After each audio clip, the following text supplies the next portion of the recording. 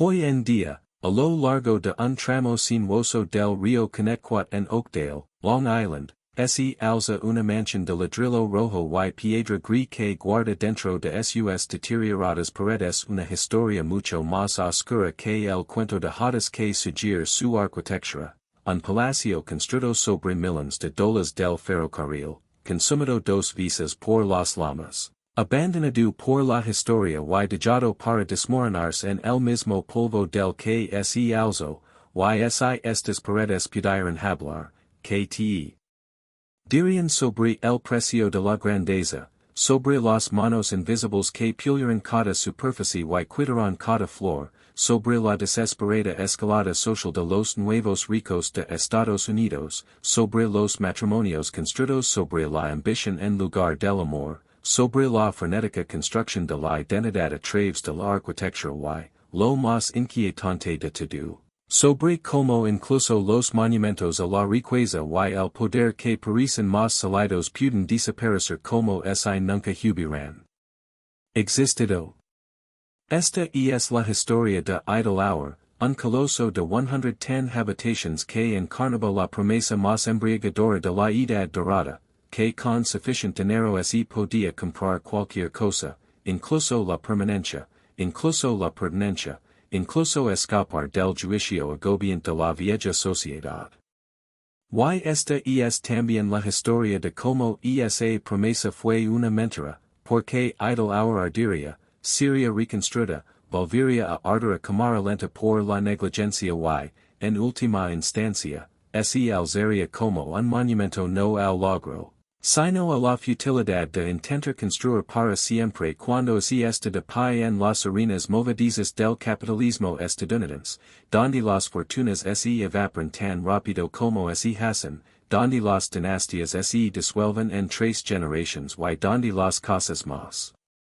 grandiosas se convierten primero en universidades, luego en quiebras, luego en disputas inmobiliarias, y finalmente en nada más que curiosidades para exploradores urbanos y historiadores locales que se preguntan cómo algo tan enorme pudo ser olvidado tan completamente. La pregunta que atormenta a Idle Hour no es cómo se construyó, pero qué oscuros tratos requirió, que costos humanos extrajo y por qué, a pesar de todo ese dinero y todo ese esfuerzo, no pudo sobrevivir. Para entender Idle Hour, primero debes entender el hambre que la construyó, y ese hambre pertenecía a 2 personas cuya unión era menos matrimonio que alianza estratégica, menos romance que fusión corporativa, 2 almas ambiciosas que vieron en el otro no amor sino oportunidad. No asociación sino influencia en la brutal guerra social de la Edad Dorada de Nueva York, donde cada cena era un campo de batalla, cada invitación un movimiento calculado, cada mansión una declaración de guerra contra aquellos que te negarían la entrada a su mundo. William Kissam Vanderbilt, Willie K., para su círculo, pero nunca jamás para sus servientes, quienes habrían sido despedidos de inmediato por tal familiaridad, heredó su parte del imperio ferroviario del Comodoro en 1877, recibiendo una fortuna tan vasta que parecía inagotable. $3 millones que en la actualidad valdrían más de 80 millones, pero que, en términos de poder adquisitivo y riqueza relativa en una época anterior al impuesto sobre la renta, al impuesto sobre sucesiones,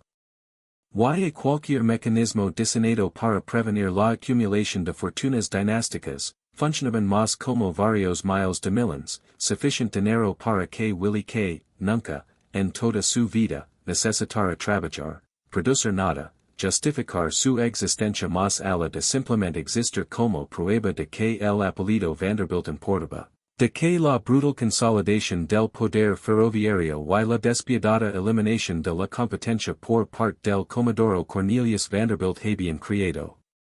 algo que perduraría más allá de una sola generación, algo que se podía heredar, que podía transformar la mera riqueza en dinastía, en permanencia, en el equivalente estadounidense de la aristocracia europea.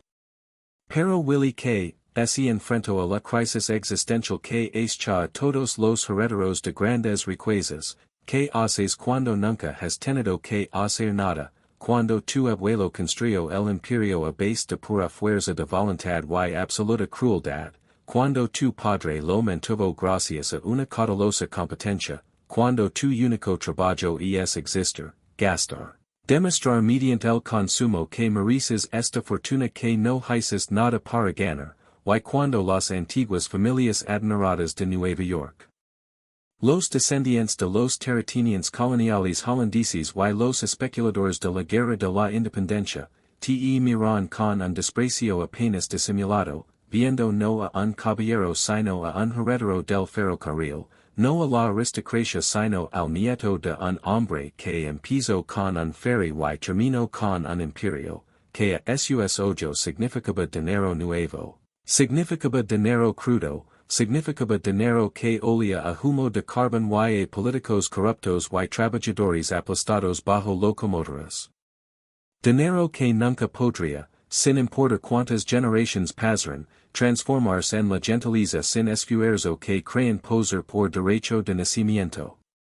Su esposa Alva, nacida Alva Erskine Smith en Mobile, Alabama, hija de un comerciante algodón arruinado por la guerra civil, que se abrió paso desde la pobreza serena hasta la sociedad neoyorquina a base de pura fuerza de voluntad, con una determinación endurecida como diamante por años de rechazo social y condescendencia, con una ambición que transformaba cada deseo en combustible, cada puerta cerrada en un reto a superar, comprendió algo que Willy K. nunca llegó a comprender, algo que definiría no solo idle hour, sino toda la trayectoria de ascenso social de la Edad Dorada, que en Estados Unidos, donde el dinero antiguo apenas existía y el dinero nuevo estaba en todas partes, donde las fortunas se hacían y se perdían en una sola vida, donde toda la estructura social era fluida y contingente en lugar de fija y hereditaria. La posición social no se heredaba, se actuaba, se construía, se escenificaba con casas, fiestas y matrimonios estratégicos y, lo más importante, con la absoluta convicción de que uno pertenecía, de que tenía todo el derecho a ocupar los espacios que otros reclamaban como su territorio exclusivo. Alva había aprendido de joven que la belleza no bastaba, que el encanto no bastaba, que ni siquiera casarse con un Vanderbilt bastaba, había que forzar el reconocimiento, había que hacerse imposible de ignorar, había que gastar de forma tan espectacular, entretener con tanta fastuosidad, exhibir un gusto tan perfecto que incluso quienes te odiaban se verían obligados a reconocer tu existencia, a aceptar tus invitaciones, a eventualmente, a regañadientes, admitirte en su mundo, y si lo hacías correctamente, si llegabas el juego con suficient crueldad y brillantez estratégica, podrías reescribir la historia de tu propio origen, podrías convertir, mediante un gasto espectacular y una guerra social táctica, en la misma cosa que la sociedad inicialmente te negó que pudieras ser, podrías transformarte de la pobreza de Alabama a la reina de Manhattan, de la forastera recasada a la árbitro del gusto, de la mujer que nadie quería en sus fiestas a la mujer a cuyas fiestas todos querían asistir desesperadamente. Así que en 1876, Willie K. compró 900 acres a lo largo de Great South Bay y el río Connecticut en Oakdale, Long Island, entonces un tramo remoto de marismas, pinars y densos bosques que los neoyorquinos adinerados apenas comenzaban a reconocer como un territorio privilegiado para la causa y el desarrollo. Un lugar donde los hombres podían jugar a ser caballeros del campo, podían cazar aves acuáticas en otoño y ciervos en invierno, podían pescar truchas en arroyos pristinos, podían fingar una aristocracia inglesa pastoral que sus abuelos nunca poseyeron, podían crear, en otras palabras, una identidad alternativa arraigada no en la industrialización estadounidense sino en la nobleza terrateniente europea la que simultáneamente resentían y querían emular desesperadamente. Y junto con Alva, encargó a Richard Morris Hunt, el primer estudiantes en estudiar en la École de Beaux-Arts de Paris, el arquitecto que definiría la arquitectura de las mansiones estadounidenses durante una generación, que diseñara un refugio campestre de madera de estilo Reina Ana, una lujosa casa de 110 habitaciones a la que bautizarían, con una ironía reveladora que probablemente parecía inteligente en la época pero que ahora es como casi trágica, hora de inactividad, porque era donde uno venía a no hacer nada, escapar de los supuestos rigores de dirigir ferrocarriles y gestionar inversiones y sentarse en juntas corporativas, aunque, por supuesto, no hacer nada, para los Vanderbilt significaba emplear a docenas y docenas de sirvientes que trabajaban 16 horas al día, 6 días y medio a la semana, para mantener la ilusión de un ocio sin esfuerzo, para crear un entorno donde la familia nunca tuviera que pensar en cocinar, limpiar, mantener y organizar, donde cada posible necesidad se anticipara y satisfaciera antes de que pudiera articularse, donde la comodidad fuera tan completa, tan total, tan absoluta que se volvió invisible, se convirtió simplemente en el estado natural de la existencia en lugar de algo que requiriera un trabajo constante, agotador y aplastante por parte de toda una clase de personas cuyos nombres desconocimos, cuyos rostros no aparecen en fotografías, cuyas historias murieron con ellos, dejando solo evidencia fragmentaria en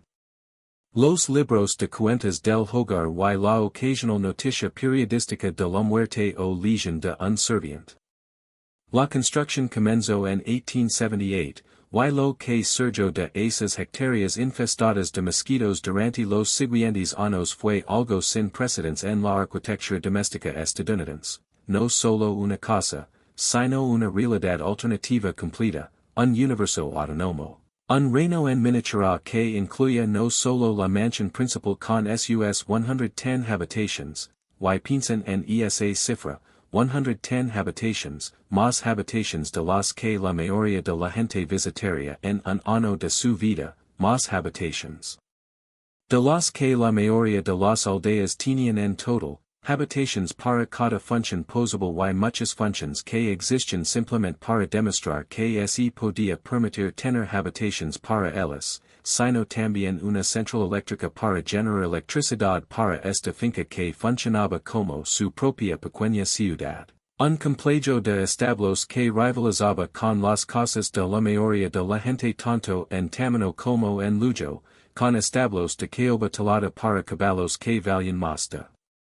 lo que las familias trabajadoras ganaban en toda una vida, con accesorios de latón pulidos a diario por mozos de cuadra cuyas manos sangraban por el trabajo, con un cuarto de aperos que podría haber sido el estudio de un caballero, con habitaciones para mozos de cuadra y cacheros que, sin embargo, eran muy superiores a las viviendas que la mayoría de los trabajadores podían permitirse, una rueda de paletas privada.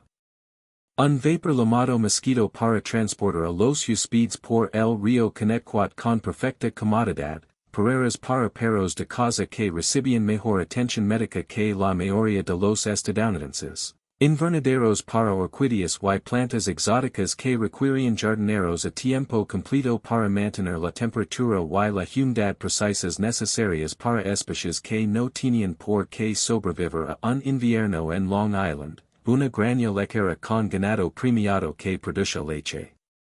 fresca, mantequilla y crema para la familia, un departamento de bomberos privado, irónico, trágico, devastador dado lo que vendría, completo con equipo y bomberos entrenados en constante alerta, y finalmente 290 a 300 edificios dispersos por la propiedad de 900 acres, creando prácticamente una ciudad privada. Un feudo de Vanderbilt donde cada estructura, cada persona que te encontrabas, desde el portero que controlaba el acceso a este reino privado hasta el sereno que patrolaba los terrenos para evitar intrusiones o robos, hasta la criada de la cocina que fregaba alas en la cocina del sótano a medianoche, existía en relación con la familia, todo su propósito definido por la comodidad de Vanderbilt, Vanderbilt la conveniencia, los caprichos de Vanderbilt, Toda su identidad subsumida en su función como extensiones de la voluntad familiar, como herramientas vivas para ser utilizadas cuando así desgastaban. Cometen errores o simplemente se volvían incómodas, para ser reemplazadas sin más consideración que la que se le daría a reemplazar un martillo roto. Pero, ¿quiénes eran estas personas, estas manos invisibles que hicieron funcionar idle hour, que lo transformaron de habitaciones vacías en un espectáculo viviente de ocio y lujo? Eran, abrumadoramente, inmigrantes, hombres y mujeres irlandeses que huían de la continua devastación económica de la Irlanda poshambruna, donde las políticas coloniales británicas habían creado una subclase permanente lo suficientemente desesperada como para cruzar el Atlántico en busca de cualquier oportunidad, cualquier salario, cualquier escape de la pobreza generacional, albañiles y artesanos italianos que buscaban mejores salarios que los que podían ganar en pueblos donde siglos de trabajo ya habían reclamado todas las oportunidades disponibles, jardineros alemanes formados en las grandes haciendas de Prusia y Baviera, cocineros franceses y mayordomos ingleses que trajeron consigo las prácticas y pretensiones de la aristocracia europea, y mujeres y hombres locales de Long Island, descendientes de granjeros y pescadores coloniales, que necesitaban trabajo y soportarían la rígida jerarquía bajo las escaleras, las horas agitadoras, la vigilancia constante, el costo psicológico de la invisibilidad, por 20 a 30 dólares mensuales más alojamiento y comida, lo que significaba dormir en habitaciones abueladas sin aislamiento que se horneaban con el calor brutal del verano y se congelaban con el frío invernal que entumecía los huesos. Lo que significaba trabajar desde las 6 de la mañana cuando encendías fuegos y comenzabas a preparar el desayuno hasta las 10:11 de la noche cuando la familia finalmente terminaba de entretener y podías comenzar las horas de limpieza, organización y preparación para el día siguiente, lo que significaba usar uniformes proporcionados por la casa que te identificaban como propiedad, como perteneciente a los Vanderbilt en lugar de ti mismo, lo que significaba comer solo después de que la familia hubiera terminado, consumir sus sobras, nunca probar las mejores preparaciones, nunca sentarte en las elaboradas mesas que habías pasado horas preparando, lo que significaba nunca usar la puerta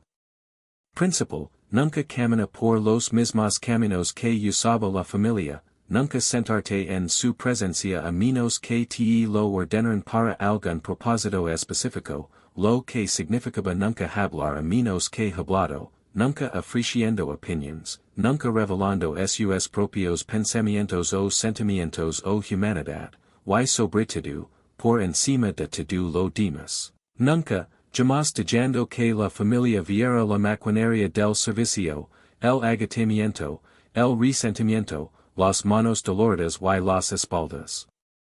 doloridas, el mero costo físico de mantener la grandeza, porque todo el desempeño dependía de que los servientes fueran simultáneamente indispensables y invisibles, esenciales y baratos, presentes y ausentes, lo suficientemente humanos para realizar tareas complejas pero lo suficientemente inhumanos para no requerir el reconocimiento, la cortesía. La dignidad básica que la familia extendía entre sí y a sus iguales sociales.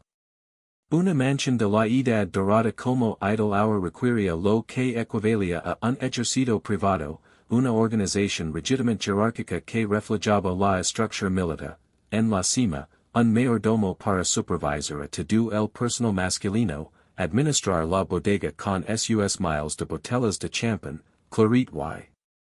Oporto importados, entrenar a los lacayos en la coreografía precisa del servicio, mantener el orden en la planta baja con una autoridad absoluta y a menudo brutal, y un ama de llaves para dar órdenes a todas las servientes, mantener los inventarios de mantelería, porcelana y plata. Asegurarse de que cada habitación cumpliera con los exigentes estándares de limpieza, contratar y despedir a las criadas, mantener todos los secretos que la familia quería guardar y servir, esencialmente, como el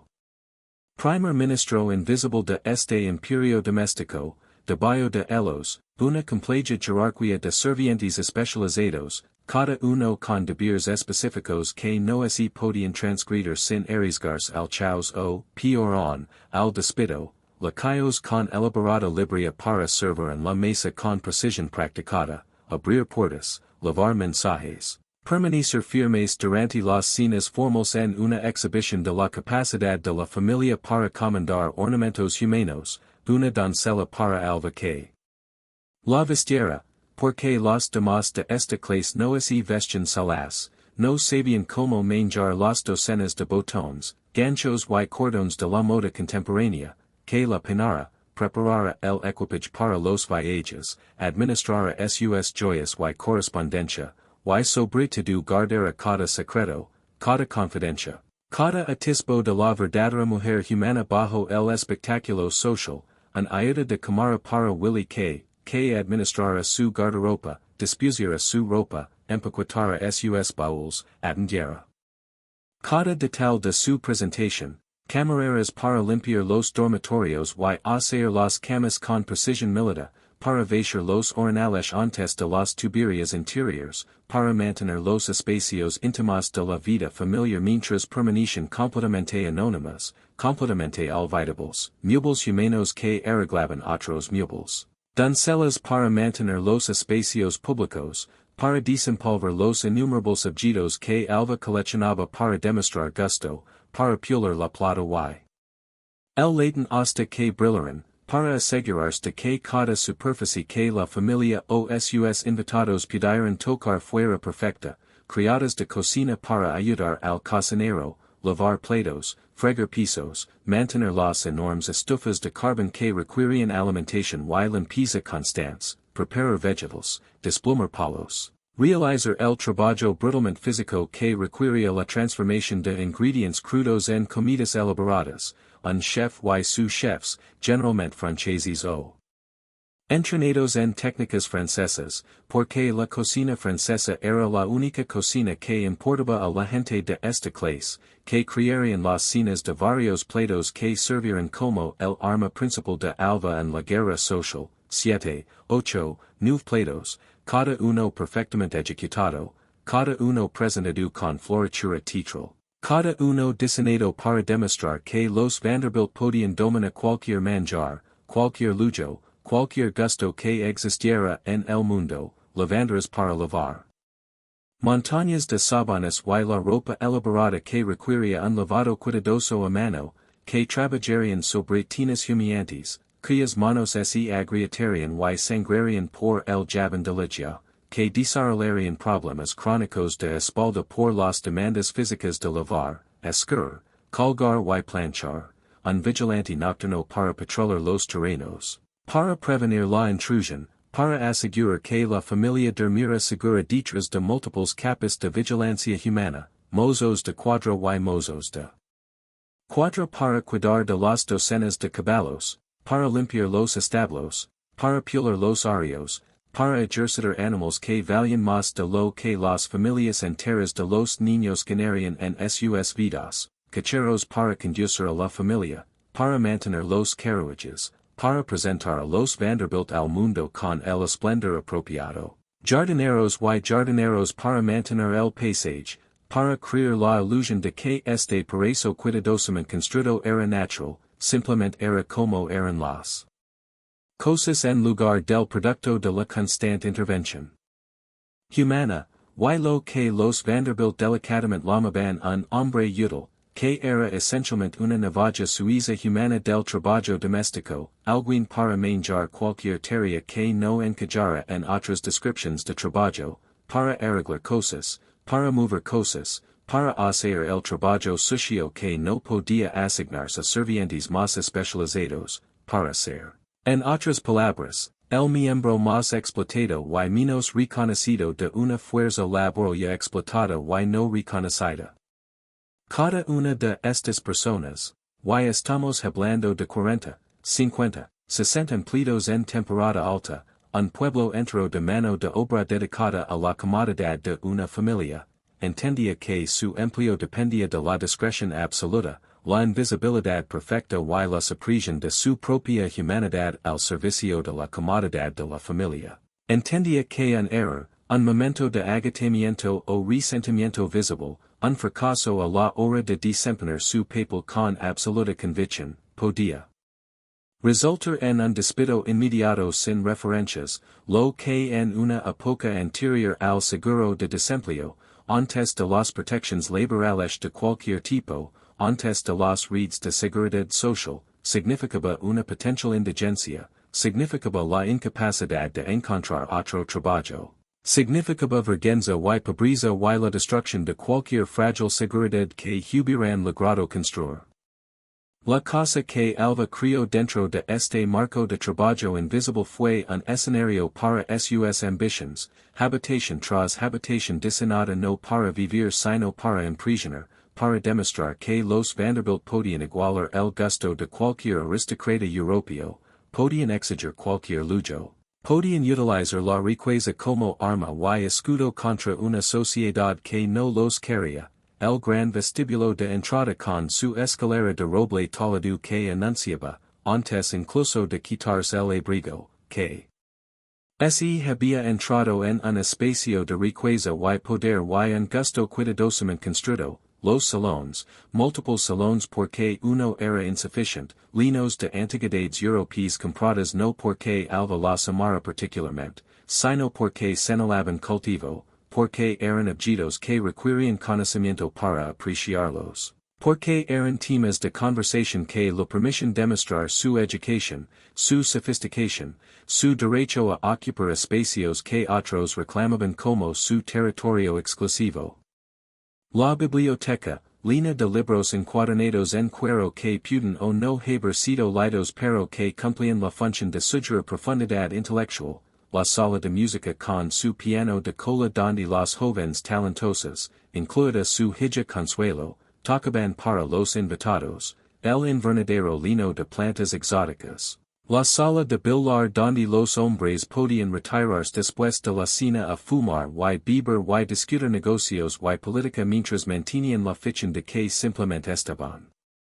disfrutando del ocio, y lo más importante, el comedor donde Alva podía sentar a docenas de personas para las elaboradas cenas de varios platos que sirvieron como el teatro principal de la guerra social de la Edad Dorada, cada invitación un movimiento calculado en su campana para dominar la sociedad de Nueva York, cada disposición de los asientos un mensaje sobre quién importaba y quién no, cada menú una demostración de que los Vanderbilt podían permitir sabores que la mayoría de los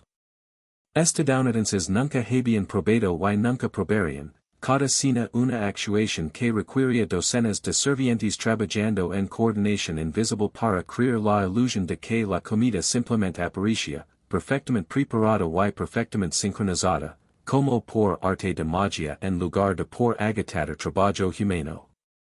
Esta fue la época dorada de Idle Hour, la década de 1880 y principios de la de 1890. Cuando la casa bullía con fiestas y reuniones políticas, cuando Willie K. trajo a sus caballos, perros de casa y amigos varones para seguir la vida deportiva que definía el ocio masculino en esta era, cuando Alva orquestó sus campanas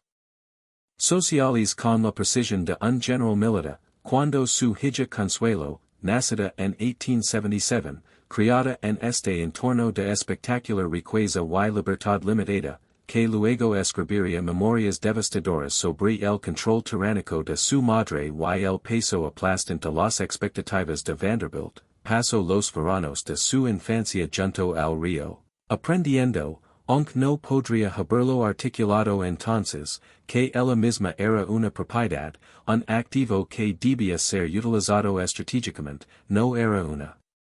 persona con sus propios deseos sino una herramienta en la implacable campana de su madre por el dominio social. Y en 1895, Alva orquestó su obra maestra, su demostración definitiva de que el dinero estadounidense podía superar cualquier barrera, podía penetrar cualquier círculo cerrado, podía lograr lo que se había considerado imposible, obligó a Consuelo, contra su voluntad, contra sus apasionadas objeciones, Entre lágrimas y amenazas y lo que consuelo luego describiría como tortura psicológica, a casarse con Charles Spencer Churchill, el noveno duque de Marlborough, esencialmente comprando un título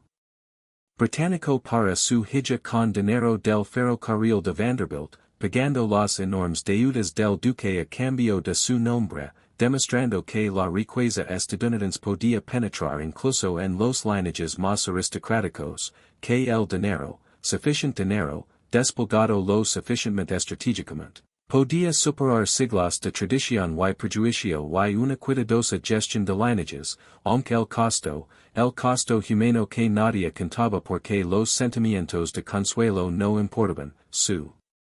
autonomía no importaba, su felicidad no importaba frente a la ambición de Alva, fue un matrimonio sin amor, años de miseria, divorcio final y cicatrices psicológicas que durarían toda la vida de consuelo. Pero bajo esta superficie brillante, bajo las actuaciones y las fiestas y los matrimonios estratégicos, la oscuridad se acumulaba como nubarón sobre el Atlántico, porque el matrimonio de Alva con Willy K. era en sí mismo una actuación, un acuerdo comercial sostenido por la necesidad social más que por el afecto. Y a principios de la década de 1890 las gritas empezaban a aparecer, imposibles de ignorar, imposibles de disimular con más fiestas o más cosas o más gastos espectaculares, porque Willy K. se había liado con una mujer en París, mantenía una aventura con una franquicia que rayaba en el desprecio por su esposa, hacía alarde de sus infidelidades con una arrogancia que sugería que creía que su riqueza lo hacía inmune a las consecuencias, que podía hacer lo que quisiera porque, quien iba a detenerlo, quien iba a desafiar a un Vanderbilt, quien iba a sugerir que las mismas reglas que gobernaban a la gente común podían aplicarse a alguien de su riqueza y estatus. Y aquí es donde Alva reveló el acero bajo sus vestidos de seda, la crueldad bajo el refinamiento cuidadosamente cultivado, porque en diciembre de 1894 hizo algo casi sin precedentes en la sociedad de la Edad Dorada, algo tan audaz que escandalizó incluso a la prensa sensacionalista a vida de tabloids que se alimentaba de escándalos sociales. Solicitó el divorcio, no una separación silenciosa que permitiera a ambas partes mantener la dignidad pública, no un acuerdo discreto donde vivieran vidas separadas mientras mantenían la ficción del matrimonio, sino un divorcio público, escandaloso y que sacudió a la sociedad por adulterio, una medida tan explosiva que dominó los periódicos durante meses, porque el divorcio significaba el ostracismo de la sociedad de clase alta, significaba la muerte social para una mujer de su clase, significaba perder todo por lo que había luchado, todo lo que había construido, toda la posición social que había acumulado a través de décadas de esfuerzo estratégico, y sin embargo, Alva entendía algo que Willy K. no entendía, algo que definiría las consecuencias de su matrimonio, que él se había vuelto, a través de sus propios esfuerzos, más poderosa socialmente que su fuerza de personalidad, su brillantez estratégica, su absoluta la convicción de su propio derecho a ocupar un espacio la había hecho, paradójicamente, menos dependiente el de lo que el de ella, de que ella podía sobrevivir al escándalo mientras que él no, de que había construido su posición no solo con su dinero sino con su propio genio social, y de que podía usar el divorcio para extraer un acuerdo enorme, múltiples propiedades, incluida la espectacular Marble House en Newport, Rhode Island. Millions en valores, suficient dinero para mantener su estilo de vida de forma independiente y, lo más importante, su libertad, su capacidad de finalmente dejar de desempeñar el papel de devota esposa de Vanderbilt y comenzar el siguiente acto de su vida como activista por el sufragio femenino y socialite dos veces casada que había vencido el sistema en su propio juego, que había tomado el dinero de Vanderbilt y lo había usado para financiar su propia independencia, que se había transformado De propiedad en agente, de peón en jugador, de víctima del mercado matrimonial en su amo. Willie K., mientras tanto, conservó idle hour, este monumento a un matrimonio que siempre había sido más una fusión que una historia de amor, esta encarnación física de ambiciones que siempre fueron principalmente Alva en lugar de las suyas. Y haber caminado por esas 110 habitaciones después del divorcio sintiendo el vacío no solo de su ausencia sino del propósito mismo, porque idle hour había sido construida para escenificar la guerra social de Alva, y sin ella, era solo una cosa muy grande y muy cara que requiría docenas de servientes y un mantenimiento constante y no generaba ningún significado más allá de demostrar que podía permitirse mantenerla. Y luego, en 1899, su hijo, William Kissam Vanderbilt II, conocido como Willie K. Jr., un apuesto joven de 20 años que amaba los automóviles, los yates y la velocidad, que más tarde establecería records de velocidad en tierra en Daytona Beach, que defendería la Copa América en carreras de yates, que en general viviría la vida de aventura y emoción que su padre nunca logró del todo, su pasión por las carreras y la tecnología sugería que realmente podría hacer algo, que realmente podría crear algo más allá de simplemente gastar el dinero heredado, ese caso con Virginia Graham Fair, heredera de una vasta fortuna minera construida por su padre James Graham Fair en Comstock Lode, Nevada, uniendo dos corrientes de nuevo dinero estadounidense en una unión que parecía, al menos en la superficie, prometer felicidad. Sugiere que esta generación podría escapar de los matrimonios estratégicos sin amor que habían definido a la generación de sus padres.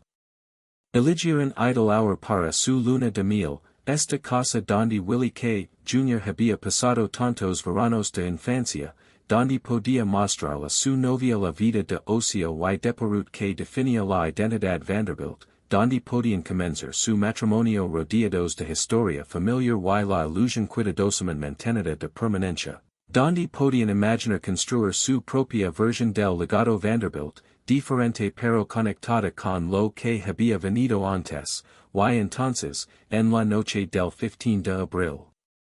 de 1899, mientras los recién casados dormían en habitaciones que se suponía que eran seguras, en una casa que se suponía que era un refugio, en medio de lo que debería haber sido el momento más feliz de sus jóvenes vidas, se desató un incendio en la mansión de madera. Llamas que se extendieron a una velocidad aterradora por 110 habitaciones de elaborada carpintería, muebles caros y textiles victorianos altamente inflamables, un fuego que parecía encenderse por todas partes a la vez, que consumió habitación tras habitación con un apetito que sugería algo hambriento, algo deliberado, algo que quería no solo dañar sino destruir por completo, y Willie K. Jr. y Virginia Fair apenas escaparon con vida, yendo en la noche de abril vistiendo lo que pudieran agarrar, ropa de dormir. Batas, pantuflas totalmente inadecuadas para el frío, mientras toda la estructura detrás de ellos, 20 años de construcción y añadidos y modifications, la colección cuidadosamente curada de tesoros europeos de Alva, la encarnación física de la aspiración social de Vanderbilt, se quemó hasta las cenizas en cuestión de horas. Las llamas visibles a kilómetros de distancia, atrayendo a multitudes de residentes locales que vieron con horrorizada fascinación como una de las casas privadas más grandes de Estados Unidos simplemente dejó de existir, derrumbando sobre sí misma en una lluvia de chispas y brasas, dejando solo los cimientos de piedra y las chimeneas de ladrillo en pie como lápidas en las ruinas humeantes, y dejando la abrumadora pregunta con la que los periódicos se obsesionarían durante semanas, ¿cómo sucedió esto? Como una mansión con un departamento de bomberos privado, con todas las últimas medidas de seguridad, con vigilancia humana constante, logró arder tan completa y tan rápidamente que incluso con bomberos en la propiedad, nada se pudo salvar. The official story was vague, mentioning a possible defective flue, a problem with the heating system, some mundane mechanical failure that set off the catastrophe, but rumors circulated immediately and persistently. Had it been arson? Had disgruntled servants seeking revenge for some slight or punishment set the blaze? Had Willie K. Jr. himself, wanting to start fresh and build something modern and escape the weight of his parents' failed marriage embedded in every room, arranged it for the insurance money? Had the private fire department been ordered to let it burn? Had the fire been, in other words, not accident but murder, the deliberate killing of a house that had outlived its purpose? And the truth, lost to history, matters less than what the fire revealed, that all this grandeur was essentially kindling, that the performance of permanence had been built on the most temporary of materials, that you could spend millions and employ dozens and fill your house with European antiques purchased at vast expense, and it could all vanish in a single night, faster than it took to build, leaving nothing but charred timber and twisted metal and the acrid smell of destroyed ambition, leaving survivors standing in their nightclothes watching their past burn, realizing with horrible clarity that nothing is permanent, nothing is safe, nothing is actually solid regardless of how solid it seems. But here is where the Vanderbilt response becomes most telling, most characteristic of Gilded Age thinking, most revealing of the psychology that separated the very wealthy from everyone else, because Willie K. didn't abandon idle hour after the fire, didn't sell the land, didn't walk away from the place where his son's honeymoon had turned into nightmare, didn't interpret the fire as a sign that perhaps 900-acre private estates were unsustainable or that the Gilded Age model of living was already dying. No, he did the opposite. He rebuilt it, bigger, more elaborate, more permanent, more fireproof, commissioning Richard Howland Hunt, son of the original architect, to design not another wooden mansion but a palace of red brick and grey stone in the English country style, a structure that would cost $3 million. More than the entire original estate including land. A 70,000 square foot mansion completed in 1901 that would stand, Willie K. must have believed with absolute conviction, for centuries, a Vanderbilt monument that fire couldn't touch, that time couldn't erode, proof that even disaster could be overcome with enough money, enough will, enough architectural ambition, proof that the Vanderbilts were not just wealthy but invincible, not just powerful but eternal, not just successful but destined to create a dynasty that would rival anything Europe had produced. The rebuilt idle hour was a marvel of turn-of-the-century construction, its interiors featuring the finest craftsmanship available in an era before mass production had destroyed artisanal tradition, oak-paneled libraries with carved details that represented hundreds of hours of skilled labor, marble fireplaces imported from European estates, each one unique, each one carrying its own history, a grand staircase of carved oak that announced your ascent from the everyday world into the rarefied atmosphere of Vanderbilt privilege, electric lighting, still rare in private homes in 1901, powered by the estate's own generator, giving the house a modernity that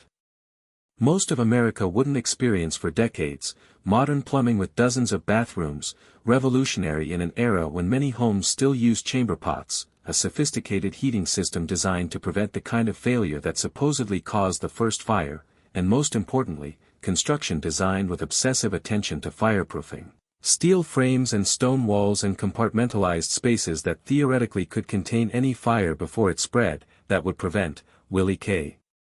believed, any repetition of the nightmare that had consumed the first house.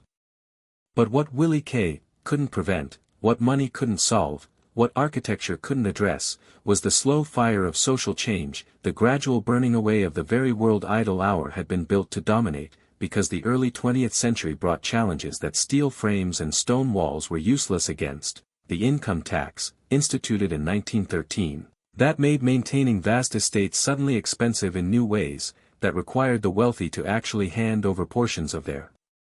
fortunes to the government, that introduced the revolutionary concept that private wealth might have public obligations, World War I, which killed the sons of old families and shattered the illusion that European-style aristocracy could survive in democratic America, which exposed the brutality underlying all civilized pretensions, which made the Gilded Age obsession with aristocratic play-acting seem not just outdated but obscene, the gradual professionalization of American life that meant even wealthy young men were expected to do something, to have careers rather than just inheritances, to justify their existence through productivity rather than consumption. The women's suffrage movement, championed by Alva herself in her post-divorce life, that challenged the very foundations of patriarchal power that had made places like Idle Hour possible, and most devastatingly, the simple mathematics of Vanderbilt family expansion, because the Commodore's fortune, vast as it seemed, had to be divided among an ever-growing number of heirs, diluted across cousins and second cousins and third cousins until even Vanderbilt money, even railroad monopoly money, wasn't enough to maintain places like Idle Hour in the style for which they'd been designed, because every generation produced more heirs, and every heir expected to live like Vanderbilt's, and the money, finite despite appearances, couldn't support infinite expansion, couldn't sustain the lifestyle across geometric population growth, couldn't prevent the inevitable dissipation that affects all family fortunes given enough time and enough heirs and enough generations of people who consume rather than produce. Willie K. himself died in France on July 22, 1920, passing away while in Europe, his remains returned home and buried in the Vanderbilt Mausoleum on Staten Island, and while he left millions to his children, his will was still substantial, still impressive, the era that had made Idle Hour possible, that had made sense of Idle Hour. That had provided the social context in which a 110-room summer cottage could exist without irony or embarrassment or moral qualm. That era was already dead, killed. Not by fire but by taxation and inflation and changing social values and two catastrophic world wars and the simple fact that Americans no longer wanted to be subjects in someone else's private kingdom, no longer accepted that birth into wealth justified lifetime leisure, no longer believed that society required a leisure class whose consumption supposedly generated employment and cultural advancement, no longer wanted, in other words, aristocracy, even American improvised aristocracy, even the carefully constructed performance of permanence that places like Idle Hour represented. Idle Hour entered a strange twilight existence, passing through various hands and purposes in ways that would have horrified its original builders. In 1921, a syndicate headed by Frank Elbridge Webb agreed to purchase the estate and convert it into a country club, attempting to democratize, or at least monetize, the Vanderbilt lifestyle by selling memberships to New York's rising middle class, to people who could never afford their own 900-acre estate but who might pay annual fees to access someone else's, to play tennis on Vanderbilt courts and swim in Vanderbilt pools and dine in rooms where Vanderbilts had entertained. Though the venture failed within 2 years, falling behind on payments, the syndicate dissolving in 1923, revealing that even the allure of Vanderbilt glamour couldn't quite support the massive expenses of maintaining the house and grounds, that the economics of country club leisure couldn't sustain what had required industrial-scale railroad fortunes to create.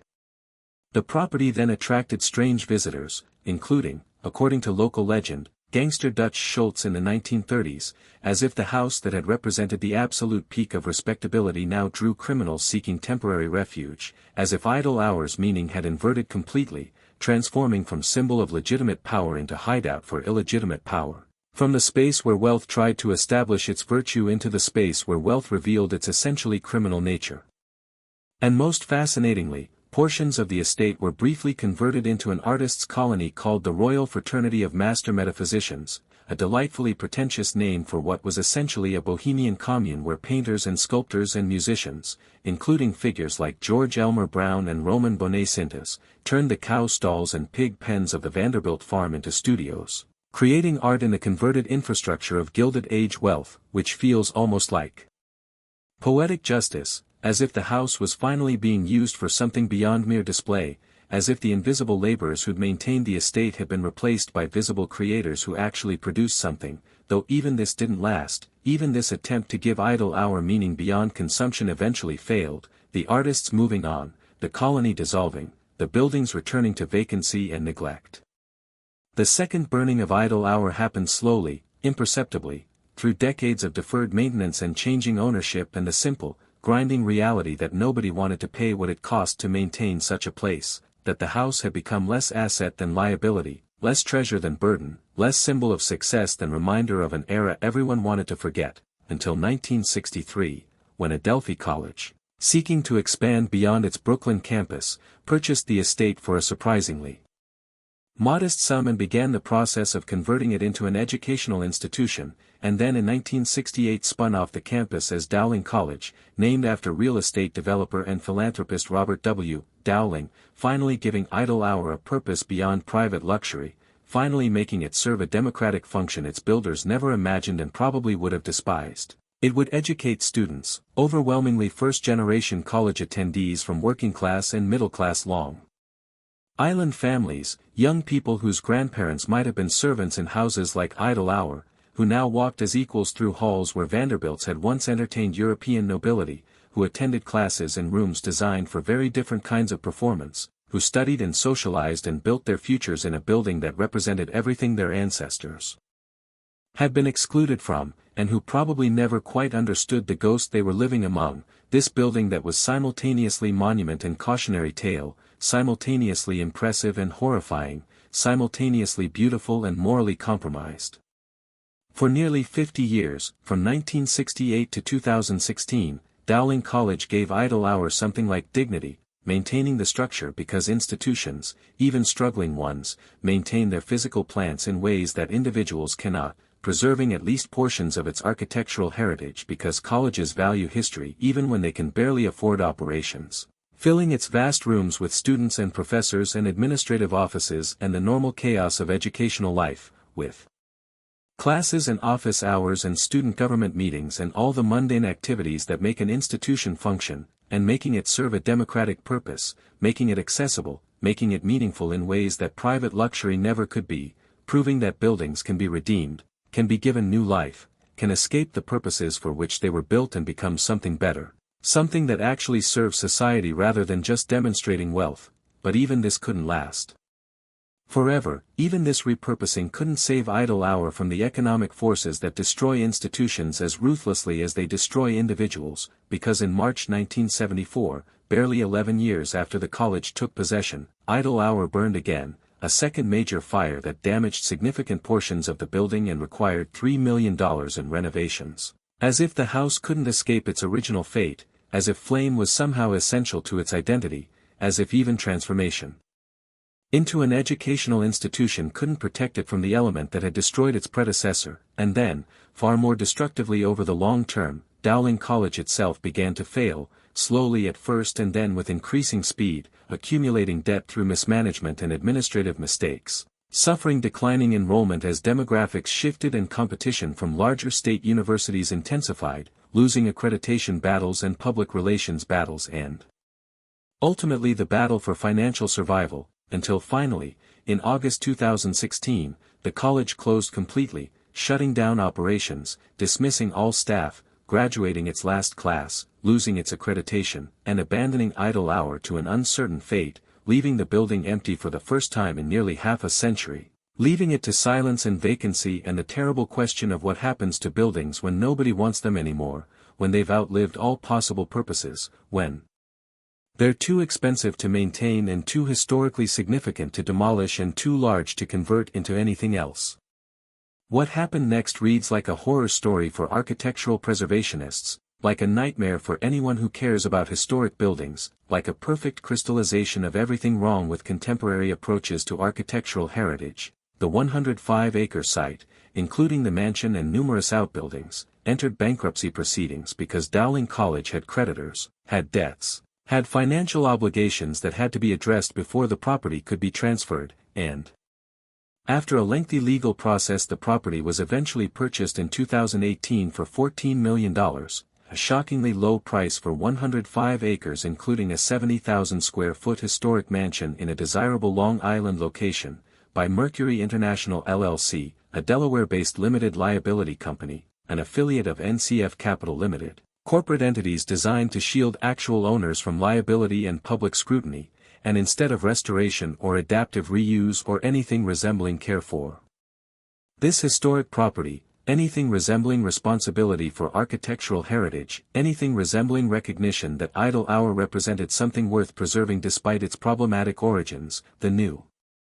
owners simply abandoned it, stopped paying property taxes, accumulating over $3 million in back taxes owed to Suffolk County, stopped maintaining the grounds, allowing vegetation to overtake former lawns and gardens, stopped securing the building, allowing vandals to break windows and spray graffiti, stopped repairing the roof, allowing water to pour into the structure during every rainstorm, stopped doing anything except holding the property as a speculative investment or a tax. write-off or whatever financial purpose these shell companies serve, essentially consigning idle hour to death by neglect, to a slower but equally effective burning than the one that destroyed the original structure in 1899, to a process of deterioration that will, within years rather than decades, make the building unsalvageable, unrepairable, good for nothing except demolition. Today, in late 2025, if you could somehow gain access to idle hour, which you cannot legally do, because it's private property, fenced and occasionally patrolled, protected by no trespassing signs and the threat of prosecution, though urban explorers and architectural photographers occasionally sneak in to document the decay, leaving behind haunting images that circulate on social media and preservation websites, images that show a building in its death throes, you would find a mansion in ruins. Rooms where ceiling plaster has collapsed in chunks revealing the wooden lath beneath, walls water-damaged and covered in black mold that spreads like cancer through the structure, broken windows that let in weather and wildlife, pigeons nesting in what were once elegant bedrooms, raccoons and possums inhabiting spaces where Vanderbilts once slept, graffiti in what were once grand reception halls, tags and spray-painted messages that mark the building as abandoned, as nobody's, as public in the worst sense, floors that have rotted through in places creating dangerous holes, staircases that can no longer bear weight, rooms filled with debris from collapsed ceilings and walls, the smell of decay and mold and animal waste, and overall a sense of profound abandonment, a sense that the building knows it has been forgotten, that it's giving up, that it's surrendering to entropy and time and the simple reality that nobody wants it anymore, that it's too big to maintain, too expensive to heat or repair, too tied to a vanished era to serve any contemporary purpose, too much itself to be anything else, too historically significant to ignore but too expensive to save, trapped in a limbo between life and death, neither actively used nor cleanly demolished, just slowly, inexorably, painfully falling apart. The tragedy of idle hour isn't that it burned in 1899, or burned again in 1974, or is slowly disintegrating now in 2025, the tragedy is what its rise and fall reveal about American wealth and American values and the terrible bargain at the heart of Gilded Age grandeur, the bargain that everyone understood but nobody acknowledged, the bargain that shaped everything about how these palaces functioned and why they ultimately failed, because idle hour was never really a home, was never actually about domestic comfort or family life or any of the things we associate with houses. It was always a performance, always a stage set, always a carefully constructed illusion designed to convince others, and perhaps to convince the Vanderbilts themselves, that inherited railroad money could buy permanence, could purchase belonging, could construct a dynasty that would last for generations. That wealth alone could transform nouveau riche railroad heirs into American aristocracy, that spectacular expenditure could overcome the contempt of old money families, that architecture could literally build social position, and the performance worked, for a while, for a generation, maybe two, because people did come to idle hour, did admire its grandeur, did treat the Vanderbilts as American royalty, did accept them into society, did acknowledge their arrival, but the performance required constant energy, constant expenditure, constant maintenance by dozens of servants whose names we don't know, whose faces appear in no photographs, whose stories died with them, who polished and cleaned and cooked and served and made it all look effortless while exhausting themselves in uninsulated attic rooms, eating leftover food, wearing cast-off uniforms, knowing that one mistake, one moment of visible humanity, could cost them everything. The hidden cost of idle hour, the cost never mentioned in architectural journals or society pages, the cost that had to remain hidden for the performance to work, was measured in ruined hands and curved spines, in housemaids who died of tuberculosis contracted in damp basement rooms, in stable boys crushed by horses or kicked in the head, in kitchen workers scalded by boiling water or burned by stoves, in laundresses whose hands cracked and bled from lye soap, in the sheer physical toll of maintaining grandeur, in bodies used up and discarded, in lives spent in service to other people's comfort, in the psychological damage of spending your entire existence invisible, of having your humanity denied, of being essential yet effaced, indispensable yet unacknowledged, of knowing that everything you produced, every perfectly made bed, every flawlessly served dinner, every immaculately polished floor, was immediately consumed, leaving no trace, no recognition, no legacy beyond the Vanderbilt name, no possibility that history would remember you, that anyone would care that you existed, that your labor, your sacrifice, your ruined health would matter to anyone. And the terrible irony, the devastating symmetry that makes idle hours' story so perfect and so horrible, is that all that labor, all that human expenditure, all those ruined bodies and exhausted lives, couldn't save idle hour from exactly what the servants themselves experienced: obsolescence, abandonment, the crushing realization that you're no longer needed or wanted, that the world has moved on and left you behind, that what you thought was solid and permanent was actually contingent, temporary, subject to forces you couldn't control and didn't see coming, that your entire purpose was tied to circumstances that could change, that you were vulnerable in ways you never fully understood until it was too late to protect yourself. Idle hour stands today, barely stands, listing slightly, its foundations shifting, its walls cracking, as a mirror showing us truths about wealth and power that we desperately don't want to see, truths that make us uncomfortable, that challenge our national mythology, that suggest American capitalism is not a meritocracy but a brutal system of exploitation that creates spectacular winners and invisible losers, that builds monuments on the backs of people it refuses to acknowledge. And here are those truths, unavoidable, inescapable, written in every collapsed ceiling and broken window. Fortunes evaporate within 3 generations because wealth without productive purpose consumes itself, because inheritances get divided among too many heirs, because the skills that build fortunes are different from the skills that maintain them. The grandest monuments become real estate problems within a century because buildings require constant maintenance that requires constant capital that requires constant productive economic activity that inherited wealth rarely sustains. Beauty built on exploitation contains the seeds of its own destruction because systems built on invisible labor eventually collapse when that labor becomes visible, when servants become workers who demand rights, when the exploited refuse to remain voiceless. You cannot actually purchase permanence or belonging or immunity from change because social structures are always fluid, always changing, always subject to forces beyond individual control. The performance of having arrived must be maintained constantly or it collapses immediately because social position in America has always been performative rather than inherent, always subject to challenge, always requiring proof through continued consumption. Wealth without purpose turns to dust because money alone, absent productive deployment, absent contribution to society, absent meaning beyond consumption, eventually becomes worthless, becomes a burden, becomes the very opposite of what its possessors imagined. What makes Idle Hour's story so haunting, so impossible to dismiss as merely historical curiosity, isn't that it's unusual. As I mentioned, Long Island's Gold Coast once boasted over 500 such estates, and fewer than 200 survive in any form, with most either demolished or, like Idle Hour, slowly rotting into oblivion, but that it's representative. That it shows with brutal clarity how American wealth operates, how it builds monuments not to last but to impress, how it values appearance over